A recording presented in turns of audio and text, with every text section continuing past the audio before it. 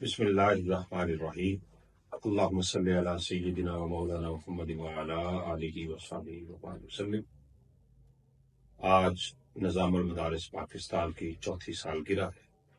میں اس موقع پر نظام المدارس پاکستان کے ناظم اعلیٰ محترم ڈاکٹر میر محمد آصف اقوسہ اور ان کی پوری ٹیم کو مبارکباد پیش کرتا ہوں، جنہوں نے انتہائی کم عرصہ میں مدارس کی اصلاحات کے لیے اپنا بھرپور رول ادا کیا۔ اس کے ساتھ ساتھ انہوں نے اپنے ساتھ ملحق اداروں، اپنے پاس رجسٹر ہونے والے اداروں کے ناظمین، ان کے اساتذہ کی فکری اور پیشہ ورانہ تربیت کا اہتمام کیا، جس سے ان کی صلاحیتیں نکھر کر سامنے ہیں۔ اسی کے ساتھ نظام المدارس پاکستان پہ ایک کریڈٹ یہ بھی جاتا ہے کہ انہوں نے جدید اور قدیم تعلیم کو یکجا کر کے پیش کیا، اور اس کا حسین امتزاج یہ ہے کہ نظام المدارس پاکستان میں پڑھنے والا بچہ، اس کا ایک ہاتھ اگر قدیم پر ہے تو دوسرا ہاتھ اس کا جدید تعلیم پر ہے، تو اس طرح سے وہ جدید چیلنجز کو ایڈریس کرنے کے قابل بن جاتا ہے۔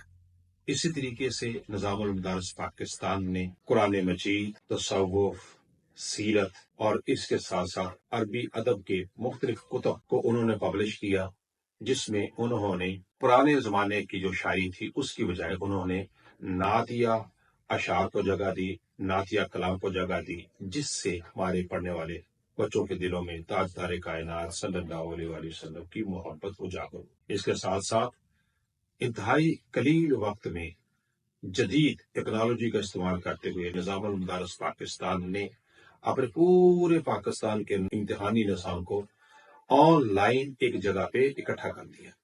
اب آن لائن مانیٹرنگ کے ذریعے سے پورا پاکستان مرکز میں بیٹھ کے واچ ہوتا ہے۔ پیپر ارسال، پیپر کے اوپن ہونے اور پیپر دینے تک کی پوری ایکٹیویٹیز ہر سینٹر کی آن لائن نظام المدارس پاکستان کے مرکز پہ مانیٹر کی جا سکتی ہے۔ یہ میں سمجھتا ہوں کہ شیخ الاسلام پروفیسر ڈاکٹر محمد طاہر القادری کا وہ خواب جو آپ نے دیکھا تھا کہ جدید اور قدیم علوم سے مزین اور ویل ایکوپڈ ہو کر اگر علماء اس معاشرے کی اصلاح کے لیے اتریں گے تو پھر علم نافع بھی تقسیم ہوگا، اخلاقی اقدار بھی پروان چڑھیں گی، پھر معاشرہ مستوی معاشرے کا عکاس بھی بنے گا۔